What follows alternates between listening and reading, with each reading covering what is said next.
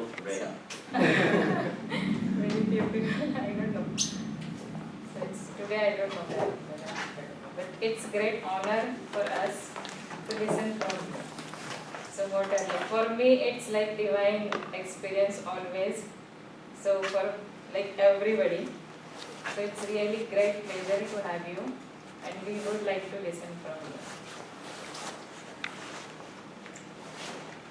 Maharaj was already on.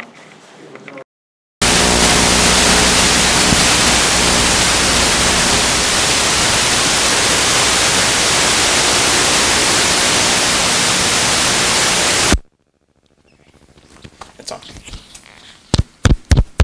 It's directly connected to the video cam, so you can't Okay, hear. so that's just for the videos, not for the audience. It's not for Okay. the audience. Okay.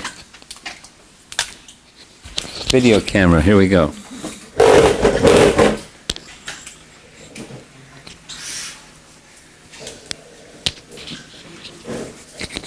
So you're all tuned in already to the topic, right? Yes. I'm trying to get a little audience synergy going here. Gita values? Yeah? Yes. Yeah, this side of the room, yes. Those two gentlemen are here for the first time. First time? Okay.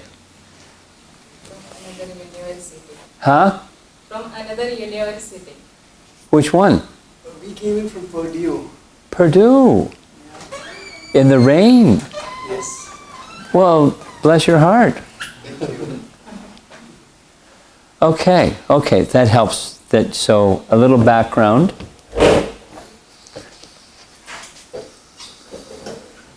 Why don't you do the little background of what you did the first two sessions so they're up to speed?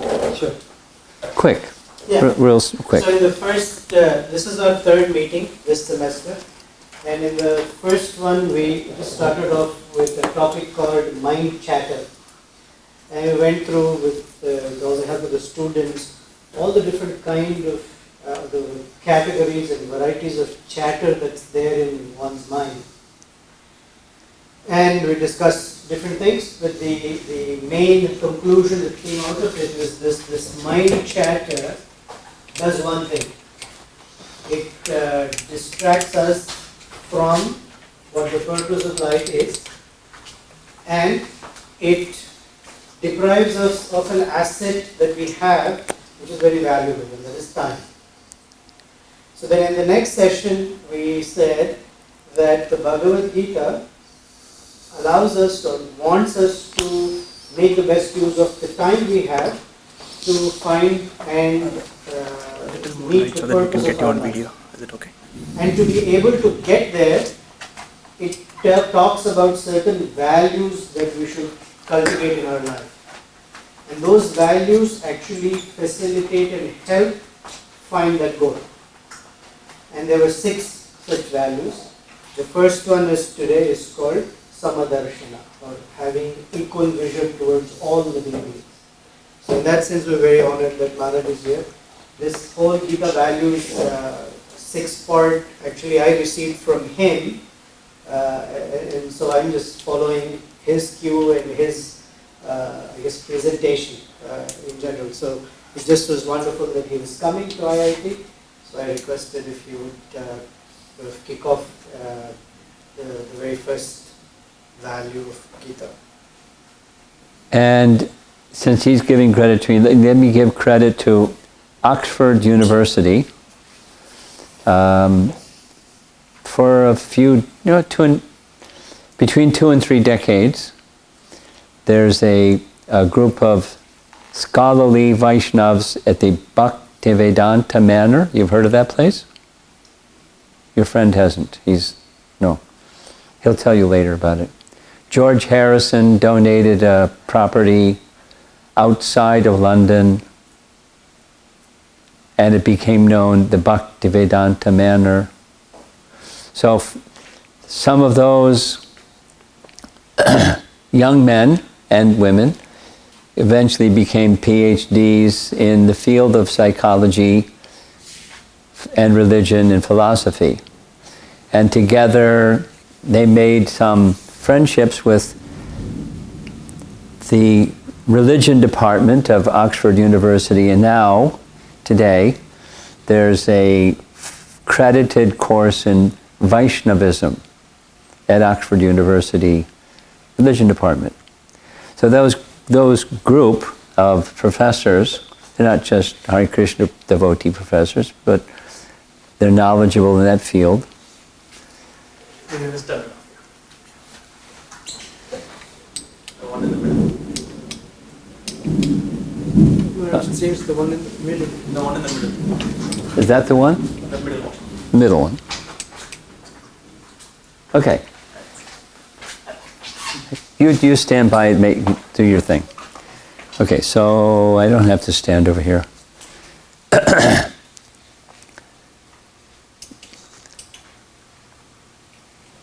Okay, great. So they got together with some persons like me, educators within the Hare Krishna movement, and together they came up with a really simplified way of explaining what's in Bhagavad Gita, and they called it Gita values. There's 6. Of course, there's more than 6. But 6 with little paragraphs, and I received that document and thought this is a really good way to help people that either don't know much at all about Bhagavad Gita, or at least they would like to know something further about Bhagavad Gita to go that direction. So credit goes to them. The Oxford University Vaishnava Studies Department people. I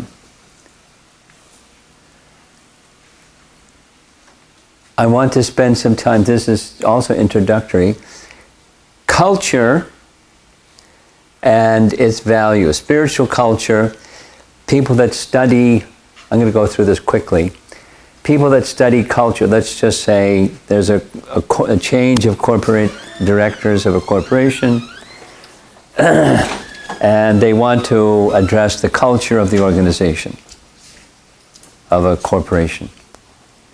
So those people and people that look at, let's say, the next generation and how the generation has its views and its behavior shaped, they study culture. So they call it the iceberg of culture.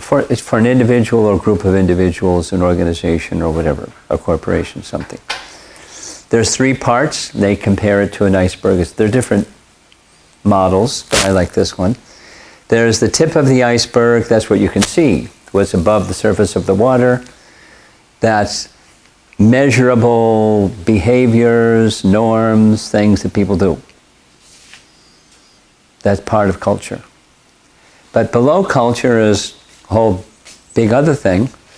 And just below the surface of the water, the iceberg has a big piece that's stated values. So like for an organization, their mission statement, or for ISKCON, it's the 7 purposes when Prabhupada first established ISKCON, 1966. So these are our convictions. This is what we stand for. And you state it, and you try to live by it. And that drives behaviors. And they two interact. Behaviors, modifying behaviors helps to change values and be back and forth. It's dynamic back and forth. And then down at the bottom is things that don't change. Deeply held convictions, realities, certainties, unchanging things about a culture, about life, about us, about me, or a group, or about human society or something. Whatever the culture you're speaking about. So Bhagavad Gita touches on all 3, and we're going to be focusing on values, but naturally values are going to touch on behaviors, and behaviors are going to influence values. And the purpose of all of them is to know who you are. Self-discovery. to know the true self. So Sankhya philosophy, for starters, the beginning part of Bhagavad Gita. And so there's an alignment of the most deeply held convictions, stated values and behaviors, and formation of culture, spiritual culture or any culture, Donald Trump culture. There's certain things. And you want them to be in alignment to really make a full cultural change. Modern education deals primarily with information and not so much with development of character or knowledge in the deeper sense of knowledge that you live by. It's just who you are. That kind of knowledge. Like, for example, in Bhagavad Gita, chapter 13, one of the 6 questions that Arjuna asks is, what is knowledge? And Krishna gives a whole list of things that's knowledge. And you look at each one of those so many things, and it's character, or it's qualities. Because one who has character, or one who has knowledge, has a certain kind of behavior, or characteristic about them. So, or wisdom. This is a term that's used in China all the time. Wisdom literature. Confucius and Lao Tzu and all those people are their tradition is rooted in what those persons had to say, and they imparted wisdom to their students and to the Chinese people, and it still goes on. So this is not just information. This is character. It's the deeper sense of knowledge. We'll say this one. I forget how many, 10, 11 years ago, something like that. In India, there was a national conference in Delhi. Educators at different levels were not doing very well in education, so we want to do it better. So they had a conference. And the keynote speaker said, education in India today can be summarized in 5 words. Information, information, information, no transformation. Because the real purpose of education is transformation. And when there's character, you can give information to somebody and they'll do something good with it. If you give information to somebody that doesn't have character, they'll do something harmful with it. And that's what's missing according to the educators of India, in India today. So one of the outcomes of that was grants given to people who could come up with, they called it value education. Because they didn't want to call it spiritual. Because that creates tension. So they just called it value education. But value. But value that's not just information, value that brings character, brings something that's deeper, that deeper sense. So this is, this term liminal is a term that people that are involved in, they call it cultural engineering. Cultural engineering, or social engineering, or political engineering. So they want to move a group of people from this place to that place. And they use this term liminal space because that's the territory you have to cross. So I don't think they have one here. No. Many places where there's a room and then there's the hall, there's a little plate that goes between the room and the hall. In carpentry, it's called the limen, because it's a Latin word that means in between, this and that. Or in architecture, It's a term that's used when you have outdoors and you have indoors, and you may have like a corridor or a hall or something, and that's a limen. That's an architectural term. And in social terms, it's liminal space. Or in spiritual progress, it's where I am today, where I want to be. And then there's this liminal space in between where we are and where we want to be. And when you go from where you are to where you want to be, it can be uncomfortable. And generally we don't like to be uncomfortable, so we kind of keep things status quo. And whatever it is that we're uncomfortable with today, and we like to become free from, we hold on to it because it's uncomfortable to let go of it and do something else. It's just part of conditioned life, how material nature works.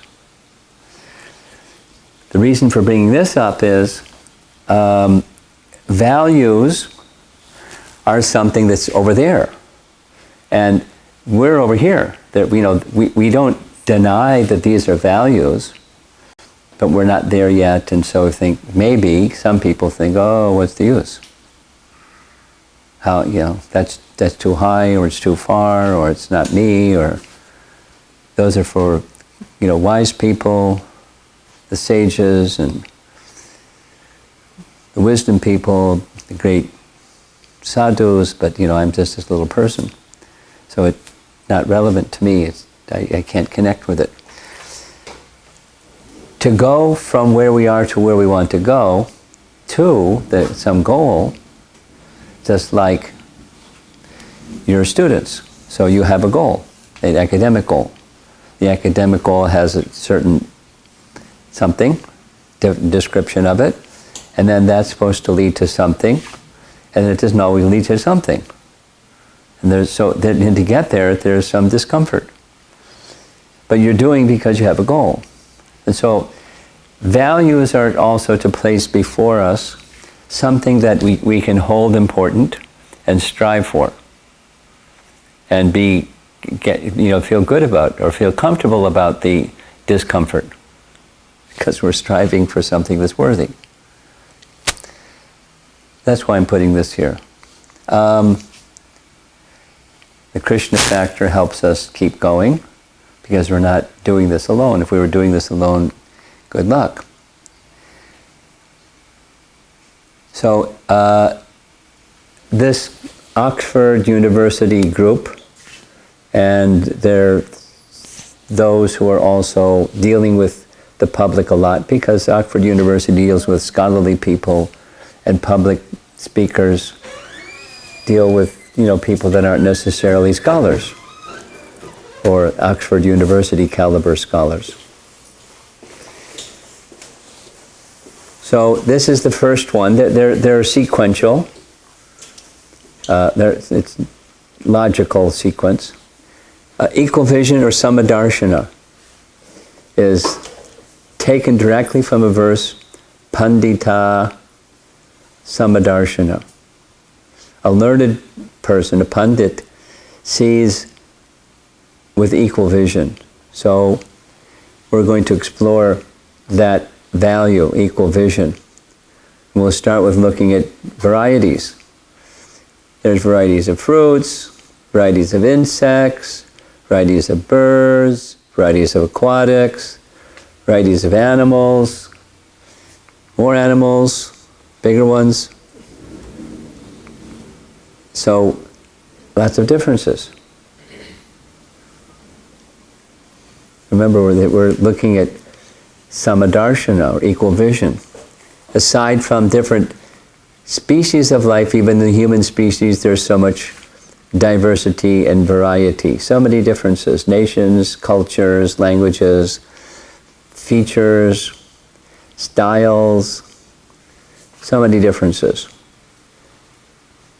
And within an individual, there's different ways of reacting from different people. So you keep going. It's easy to keep going.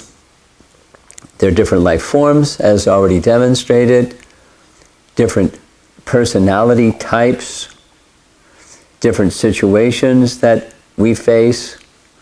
Just like I was just sharing on the right over here. we're in Chicago. Before I was in Chicago, I was in Houston and in Austin, and it was 97 degrees. Now it's a storm, and when I go to Beijing on Sunday, I'm going to a place where it's 6 degrees, 5 to 7 degrees Celsius at night. They told me bring a heavy jacket. At least it's not going to snow. But so, different situations. And I don't speak Chinese, I have a translator. Different exchanges, you know, what's meaningful between different people. So, etc. How do you see equal vision? How does it work? What is intended by that value spoken of in Bhagavad Gita? And you'll see this little graphic. Over here is a key, and up here is a lock. And keys are really good for opening locks. And this one is a lock in the shape of a heart. So you'll see this graphic a few times. Bhagavad Gita teaches, Gita's idea of equal vision speaks of equality of all living beings, whereas life is respected regardless of race, gender, caste, creed, and species.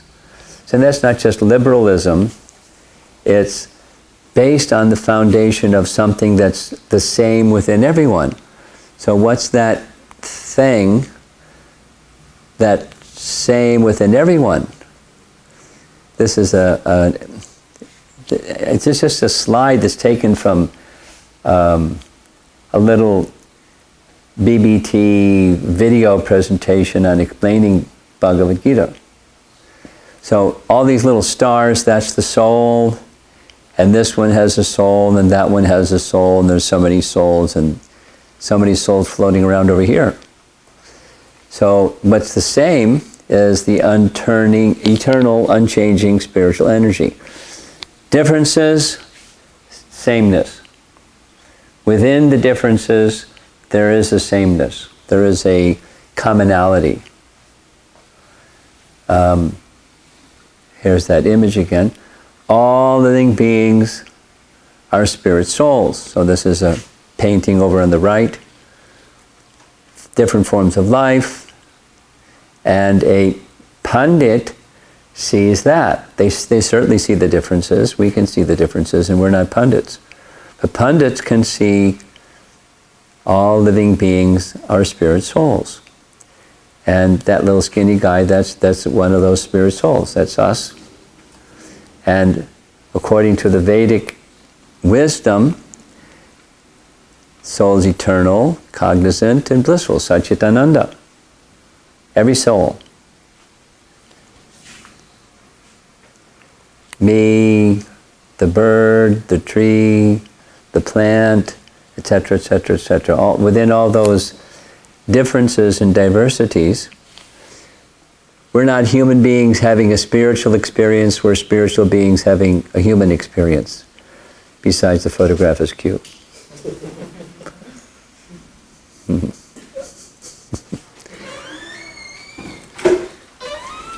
You made it despite the rain.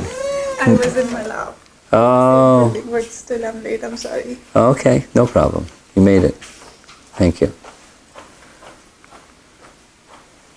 So,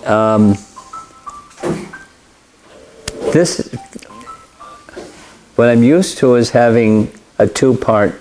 I'm like the professor up here, and then there's somebody that comes in that's like the teacher, the facilitator. So, if you don't mind, I'll do both. Or, are you familiar with this? I haven't done this. I haven't come this far. Okay. Let's we're going to have an out-of-body experience right now. But you have to get something from this, just kind of go along with the power of suggestion. And so from people that have done this more than me, I learned a few things. So I'm going to ask you to sit in a straight posture, comfortable but straight posture with your spine straight, and your shoulders straight and back a little bit, and your head straight, but comfortable but relaxed in a straight posture with your eyes closed, and take 3 slow, deep breaths, and then I'm going to make some suggestions and you just try to listen to the suggestions. So get in a concentrated space. Deep breaths.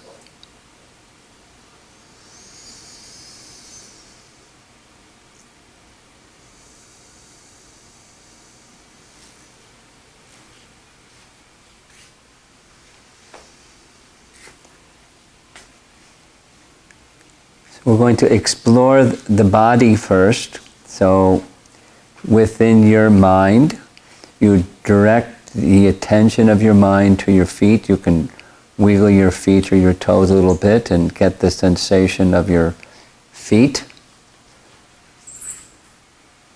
And then moving up from your feet to your calves, your lower legs. Bring your mind, thought to that part of the body. Then up to your thighs.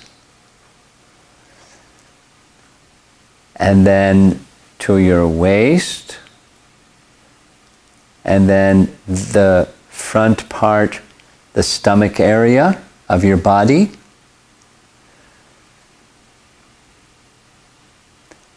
And then your whole back, your spine, and your whole back. Then moving up your chest, your shoulders, your arms, your neck, your head and face. Now, those are all parts of your body, but you're the observer of those parts of the body. You're not the body. And then with the suggestion process, there's contemplation within the mind, but you're not the mind, you're the observer of the contemplations within the mind. And within the mind, there's thoughts, there's emotions, and you're the observer of the thoughts and the emotions. Now, bring your attention to that seat of consciousness that's within, to your true self.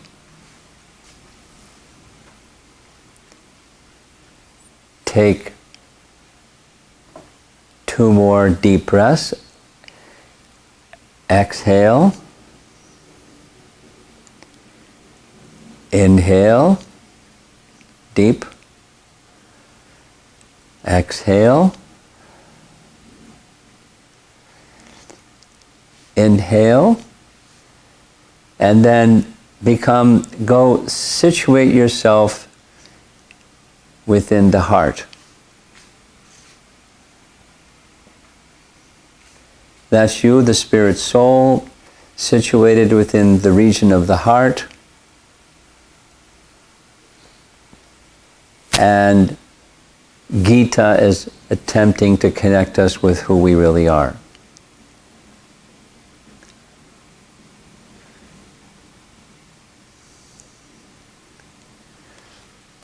Okay, so you can, thank you for cooperating. Everyone seems to be absorbed.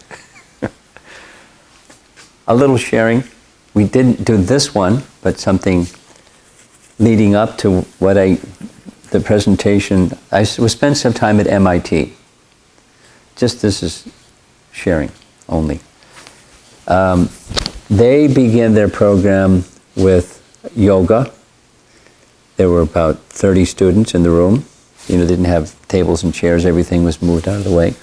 Yoga mats, and they were doing their yoga for 45 minutes. And I came in at the very end, and the yoga instructor, by that time everyone was, in a good space. Their body was more relaxed and balanced, and they ended the session chanting Om. And when I walked in, same deep breath, and then exhale. And when they are exhaling, vibrate. Om. The whole room was filled with 30 MIT students chanting Om. And then, several times. And then it was feel the vibration. And you can feel the vibration. It's very powerful. So, when the body and the mind are more balanced than they normally are in our conditioned life, and there's the sound of mantra meditation, it helps connect with who you are. You can feel that connection. The feeling of the connection happens in a deeper level, but sound vibration helps make that connection. And that's yoga. The whole of the Vedic system is resting on sound. So that's why this at the end, mantra meditation. I didn't do that because I don't know the audience here, but maybe somebody else can do it another time. So that spark of life, the soul, the animating Satchitananda entity that's within is very powerful. And it gives life to both the gross and the subtle body. And you know how big that soul is? According to Svetashvatara Upanishad, when the upper portion of a hair is divided into 100 parts, and again, each of such parts is further divided into 100 parts, each such part is the measurement of the dimension of the spirit soul. It's not even angstrom units. It's smaller than that. 1/10,000th the tip of a hair. So how do they get that number? I don't know how they got that number. But it's very tiny, and that very tiny soul is enough energy to animate the body of an elephant, same as the body of a little squirrel, or the body of a human, or a little insect, or anything that's alive. There's that animating force within, and Bhagavad Gita is teaching the value that that's what life really is, that's who we really are. Here's from chapter 15 of Bhagavad Gita. The living entity, thus taking another gross body, attains a certain type of ear, eye, tongue, nose, and sense of touch, which are grouped about the mind. Thus he enjoys a particular set of sense objects. And that's our material existence, is having a body. And the body is granted or awarded by material nature to that soul, that living entity within. And human form of life has all different senses that are interested in hearing and touching and smelling and tasting different sense objects. And although these different forms of life are there with different prominent senses, every living entity is this spirit soul. This is the Samadarshana message. Although that's who we are, consciousness is covered. Here's a message, you can look it up later in your Bhagavad Gita, 338 Bhagavad Gita. It explains consciousness is covered in different ways, like the mode of ignorance, though a tree is more in the mode of ignorance than a human being, generally. Some human beings are pretty ignorant. It's compared to the embryo covered by the womb, or in the mode of passion, compared to a mirror covered by smoke, or in the human form of life, compared to fire covered by smoke. What was that? Mirror covered by dust, fire covered by smoke. Yeah. So not that all these people are in the mode of goodness, but just that the form of life is a more elevated form of life. The consciousness within, the spark of life within, in its pure state is the same, but different coverings, different coverings, different coverings. So consciousness is covered by illusory energy in different ways, or in different degrees.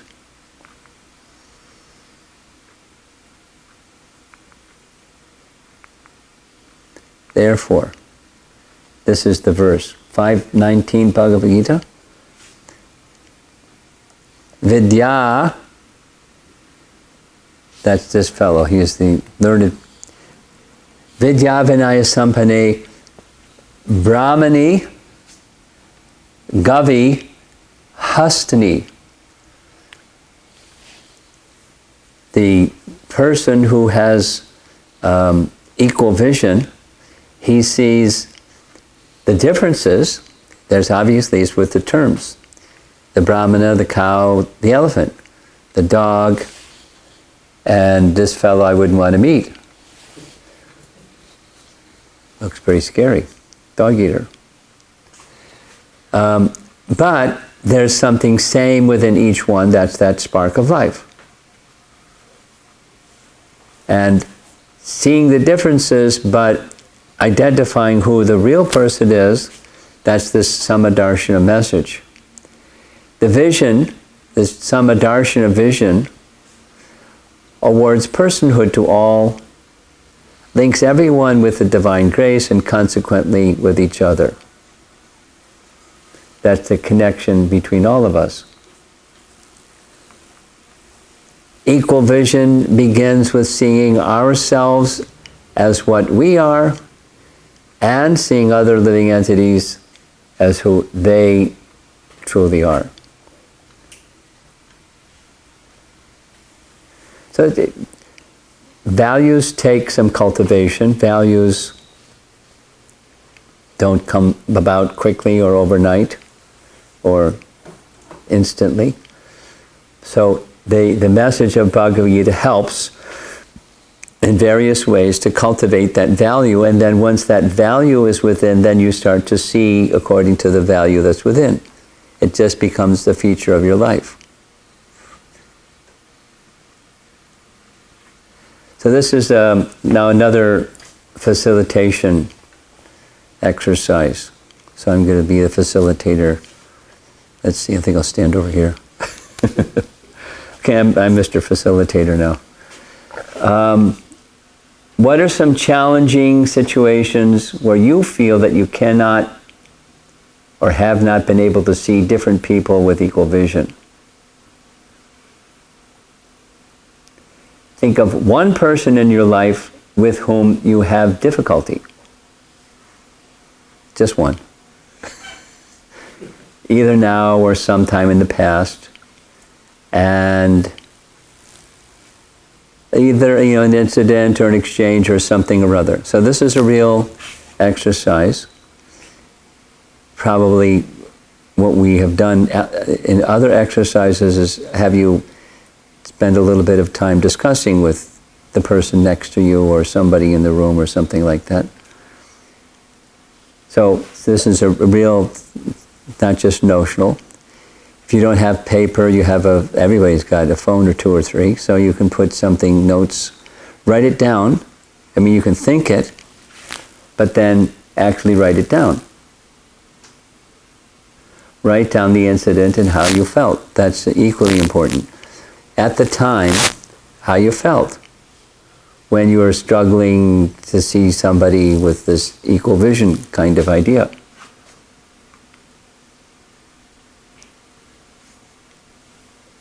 With your inner vision, let's do that next. Let's do this. Let's take 2 or 3 minutes.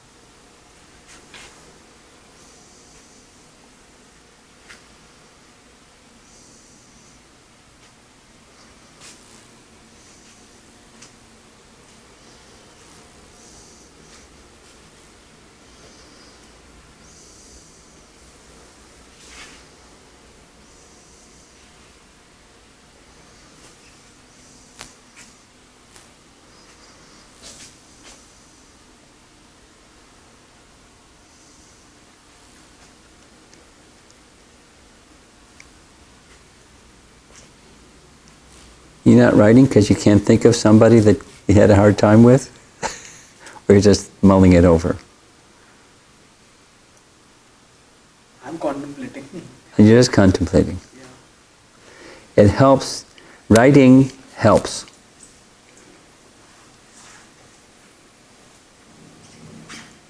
It doesn't have to be an essay or a term paper or something, but some notes. It helps crystallize your thoughts. And specifically, your feelings about that situation. I mean, specifically, this connects with what Nityananda Pran shared at the beginning, how the mind gets bombarded and we end up wasting time. So this is an exercise how to take that time-wasting negative emotion energy and redirect it.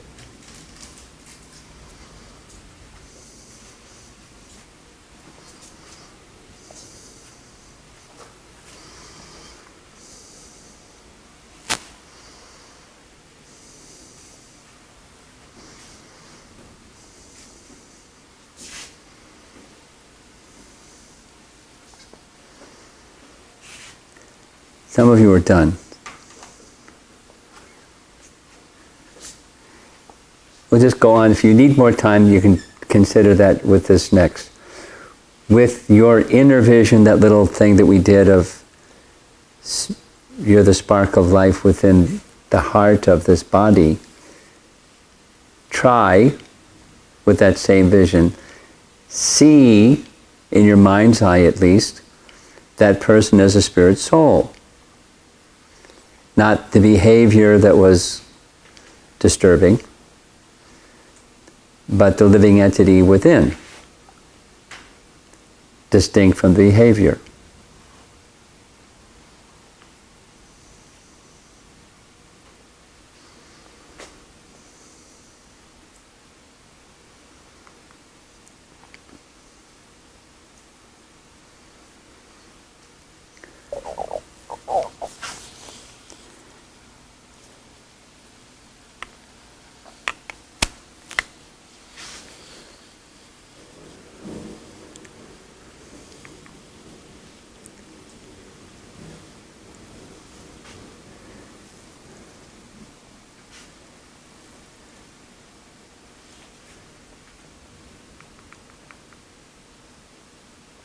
And based upon seeing that person, so this is what's intended, time doesn't permit, a kirtan where you're meditating on the other person as a soul with a behavior that was inappropriate or disturbing, but that's not the person, that's the soul within.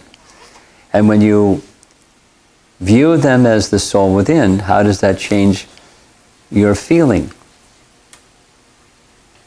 Specifically, your feeling towards them.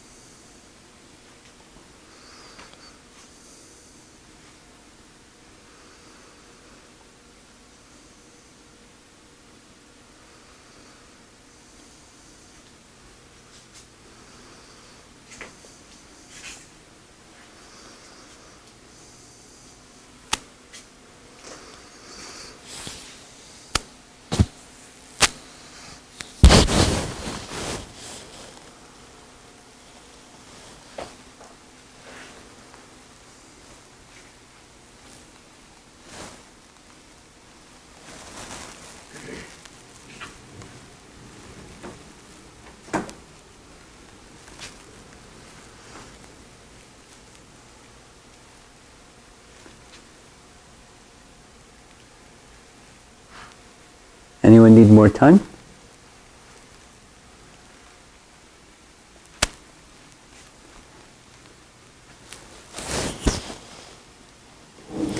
What's our cutoff time? 8:30. 8:30. Okay. Something that's nice to do. Maybe we'll take the nice to do. We started a little late because of the rain too. Go over a few minutes. Okay. So, why don't you do this in pairs with somebody? You just share this little exercise. Take a few minutes and focus on this part here. Now maybe you weren't able to get there, but that's okay. Then share that too. And I'll explain before you do that why it's important. Going back to that first, one of the early slides, knowledge and wisdom is different than information. So the value of Samadarshana is to change how you experience the world around you. It doesn't change the world around you, but it changes how you experience the world around you. Like, say the same thing in a different way. When Srila Prabhupada was traveling, one of the places he visited was Germany. And there was a German professor named Durkheim that really liked Prabhupada. And Prabhupada really liked him. They had like this fantastic relationship. So they would have discussions together, room conversations, morning walk conversations. You know, they were very warm and friendly exchange. Professor Durkheim had this idea or disposition that said, knowledge is important just unto itself, knowledge for knowledge's sake. And Prabhupada took a different position, and they went back and forth. Prabhupada was saying, knowledge must be applied. Without knowledge being applied, it's meaningless. And Durkheim was saying, knowledge for knowledge's sake. So they went, it's in the Science of Self-Realization. You might want to read that sometime. But this is the purpose of this is to take the information, that's knowledge for knowledge's sake, and bring it inside. Like, okay, how many in this room would agree that who we really are is spirit, soul, and everyone's going to say, yes, that's who we really are. The next is, what percentage of your life do you live your life that way, according to that conception? It's not the same. That's this liminal space thing, big gap. So this is an exercise to close the gap. Now it's an exercise that we're not used to because we're used to seeing how we are used to seeing. We're used to seeing the covering and not the soul within. But if you actually go through the exercise of taking the knowledge and applying it, in this case it's just conceptual. You're not in the real time, in a real life situation where someone said or did something that's like, really? Ooh. And then, so when you are in that situation, rather than just the negative emotion or step back or something, you can be in this nice space where you're seeing them as spirit soul.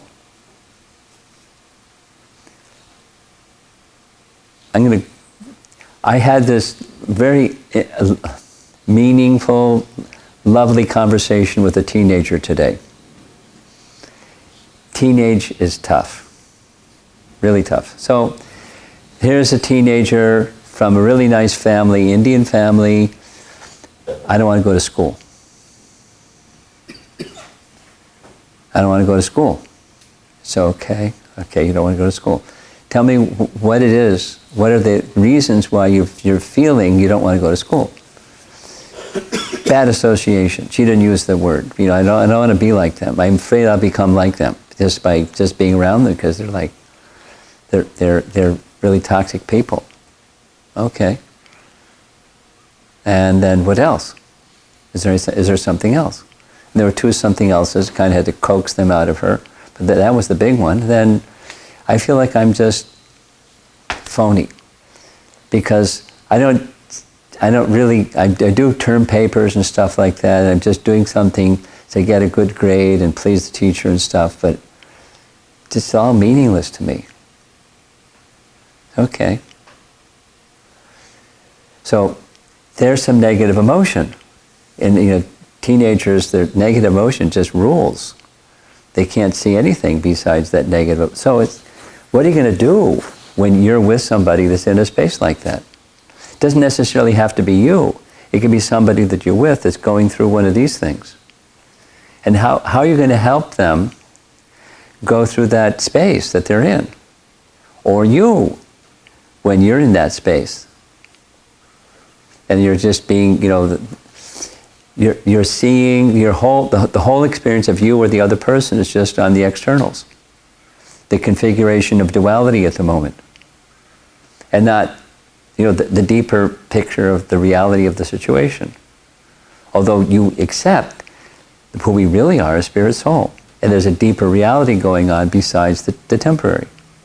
So how to go from that notional to the practical?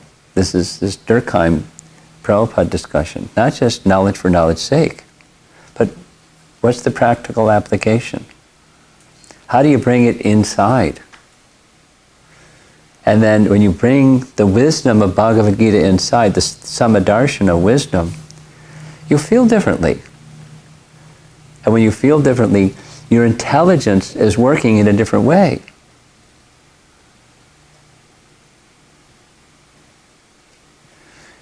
It's like this iceberg thing. There's the behavior, at the tip, and there's the value, and then there's, don't abandon who you are because of something up here or something that's out of a line up there. The Gita values help you realize who you are and help you deal with situations that's in this diversity of life consistent with who you really are and your values. And then your emotions and behaviors and everything can be all in alignment. That's the practical application. So this is a little why this is here. So it's 8:32. Take 3 minutes. I'll ring a bell or something, like jump up and down, turn the lights off and on, to say, okay, time's up. But just exchange. And, if it can be in groups of 3 if you like, but it looks like the 2s is a good way to work this. Okay?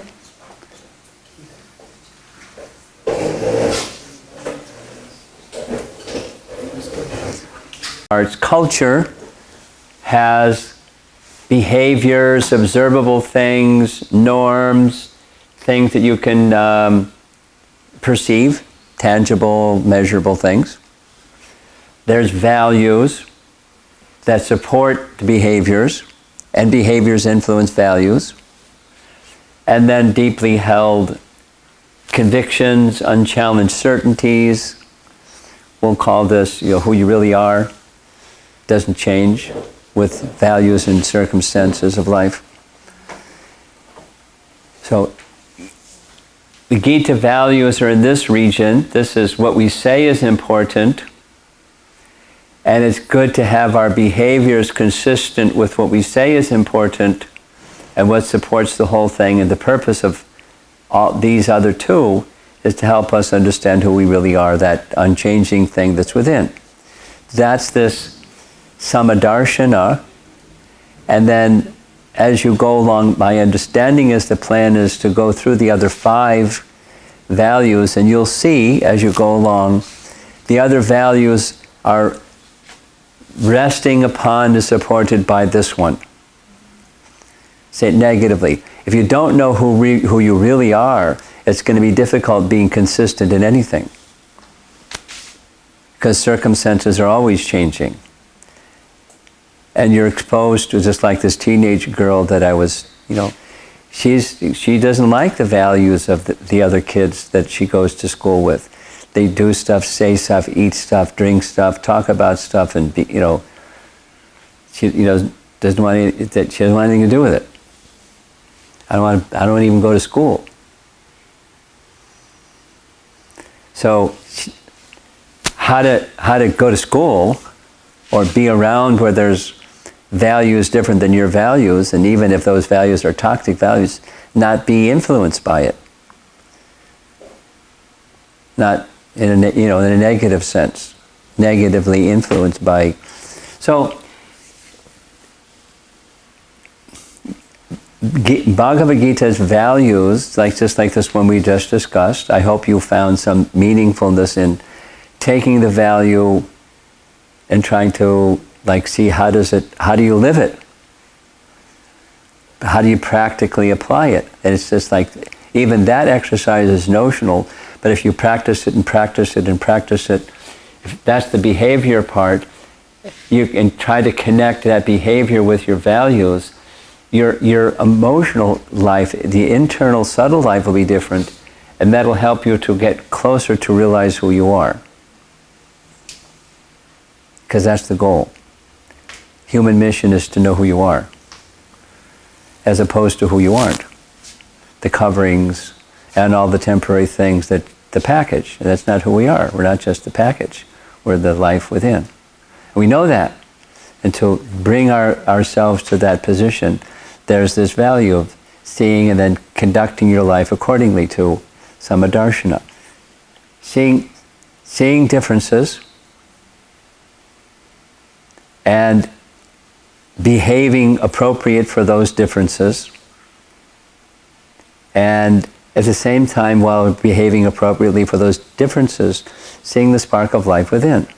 And as you strive in that direction, it becomes how you experience life.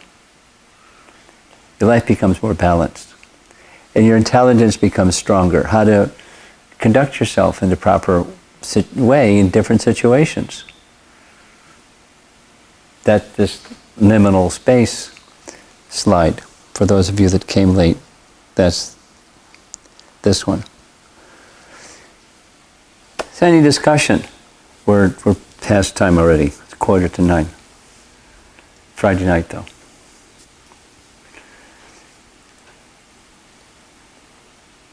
Comments, thoughts, questions, anything? If not, you're hungry, we can just serve shadam.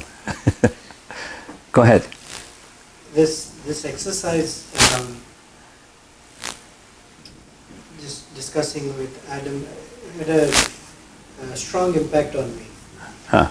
I don't want to get into the particular person or situation, but looking at it from,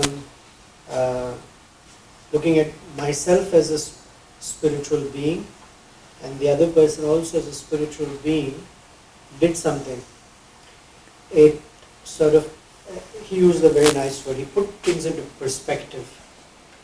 And what was the source of anger or resentment for me, in the grand scheme of things now it doesn't matter. Or it doesn't hold the same... Yes, gravity. Or the same magnitude of issue. It doesn't. In fact, just that exercise helps me go from anger and resentment to, I can laugh about it. I can at least, I don't feel the same hurt because I'm not in the situation. I'm sort of seeing the situation from outside. Actually, it was very helpful for me. Detachment. Yeah. Good. Thank you for sharing that. Anyone else? Yes. Like saying what Prabhuji said, like, I was not knowing that I am holding that in back of my mind. It came out like, oh, that I have something about that person still in my mind. So it came out that, and now I am feeling relieved. Huh. Seriously, like it's free of like what Wow. Prabhuji can say. It's really relief. I can feel that. Okay. This is very good, like good thing that though we have something hidden, unless we write it down or somebody asks, we will not go. Let me share something with you. I call it the bungee cord effect. You know what a bungee cord is? They have a hook and this kind of elastic, thick elastic thing. And you use it to tie on something. That's a bungee cord. You've seen them? Yeah. Okay. As soon as you unhook the thing, boop. Yes. In other words, the tendency to have that bad feeling has been with you, and it's not just went up and took a vacation. It'll come back. So then you have to go through the same exercise. That's what values do. It's not just a one-time event. It's a culture. That's the culture. Thank you. Yeah. Samadarshana. Then you exercise. You go there. Then it becomes how you see that past and then the present and all circumstances coming. Doesn't mean you have to like the behavior. Yeah. You'd have to don't feel that emotion, but you don't identify with emotion. It's just part of duality that's not really who you are, not really who they are either.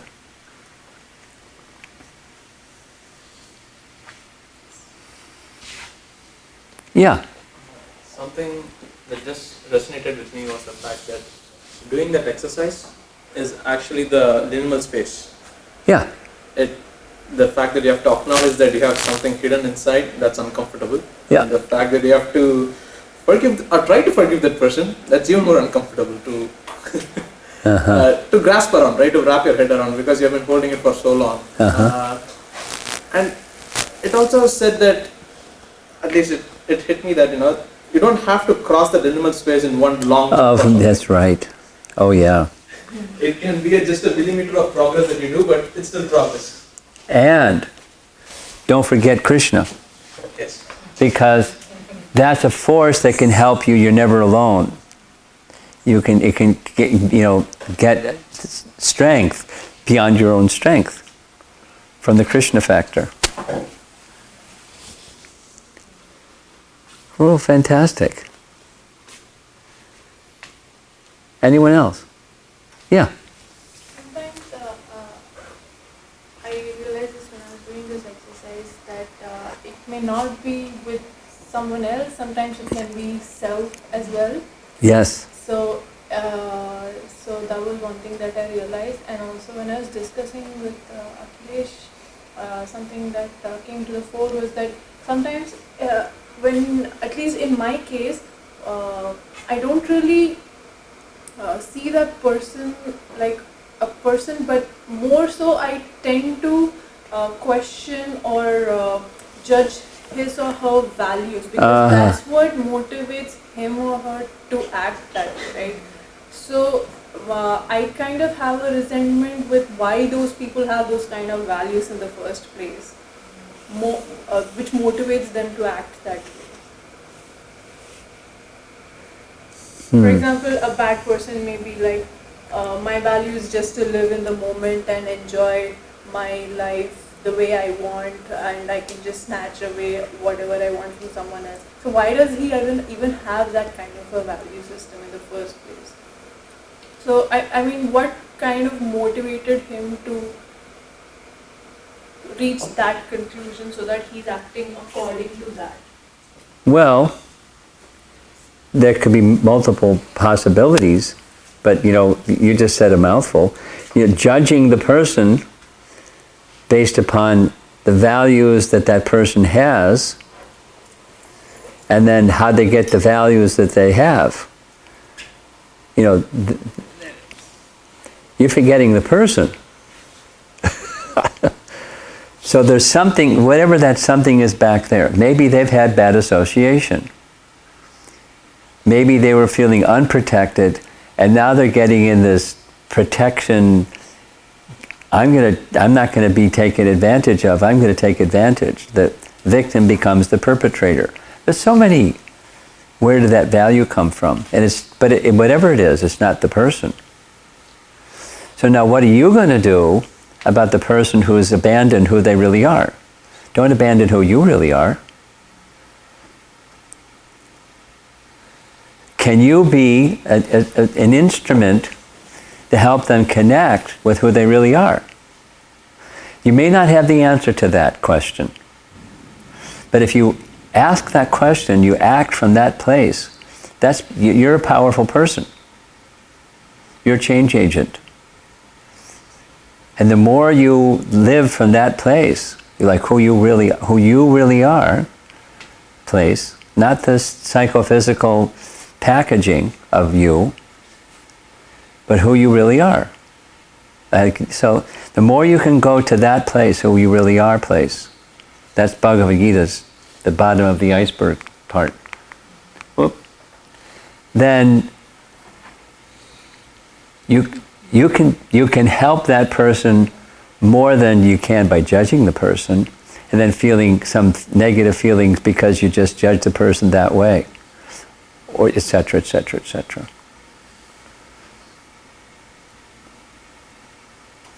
Who are you really? So there's what you say is important, but deeper than don't be an exploitative person, whatever we were describing that particular individual amongst so many. Who are you? And live from who you are, and then you can be that which you would like the world to be. You can be an influence to help that person become who they are. Or at least, take a look at their values. That's essentially what I said to this teenage girl today. I mean, it's part of what I said to her.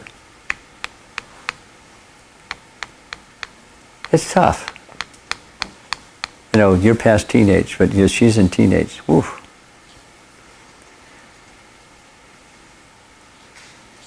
So,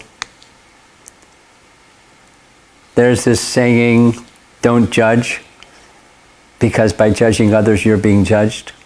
That's karma.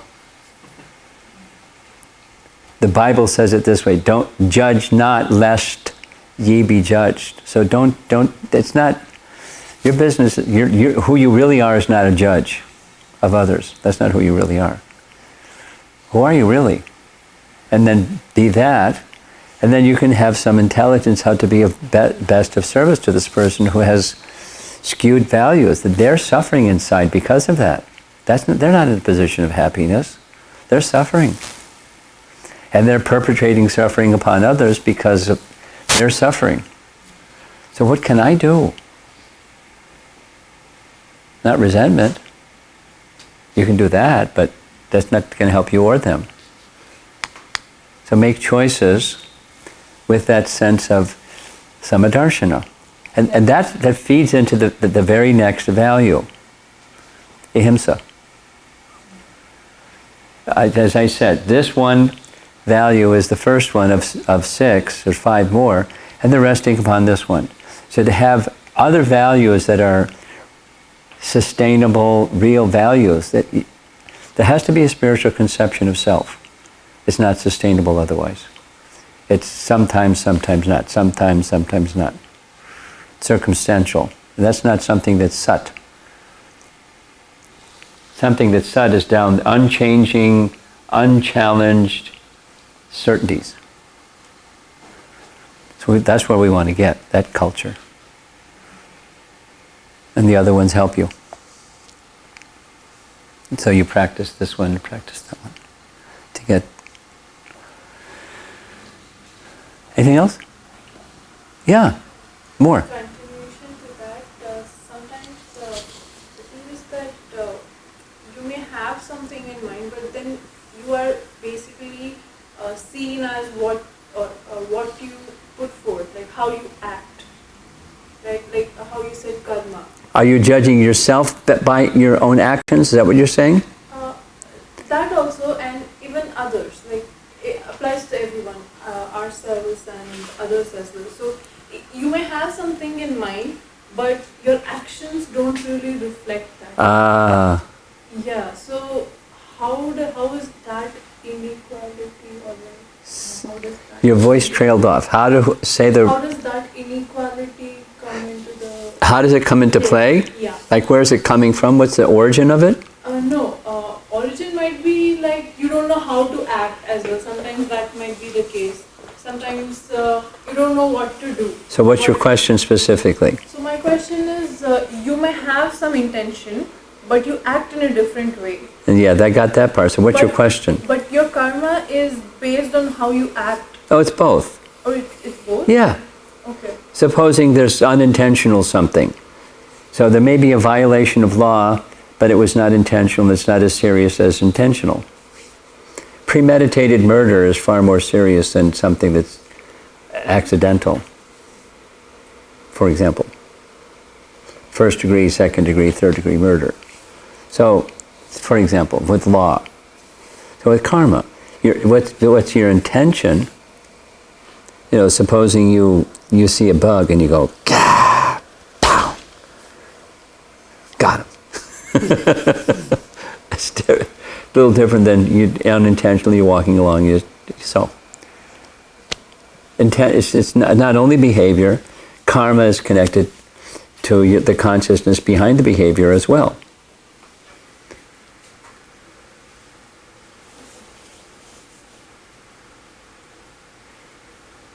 I know somebody's weak, so I just go after them and vent my frustration and anger because they're weak and they're not going to fight back. Or, anyway. It can be intentional or unintentional. So, both are important. The consciousness, so what's for you, besides karma, what's important for you is address the consciousness behind what you do, and that can help what you do become more aligned. By strengthening of consciousness behind your actions will be more consistent. You'll be given the intelligence by Supersoul how to act, how to speak. It's part of culture. A cultured person knows how to act and speak. An uncultured person doesn't. But spiritual culture is the basis of culture.